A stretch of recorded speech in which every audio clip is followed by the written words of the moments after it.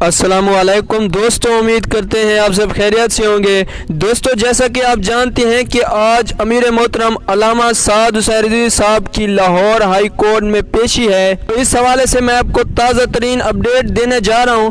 دوستوں، اس وقت تحریک لبیک پاکستان کے وکلاء کی بڑی تعداد لاہور ہائی کورٹ میں پہنچ چکی ہے اور دوسری جانب مخالف وکلاء بھی پہنچ چکے ہیں۔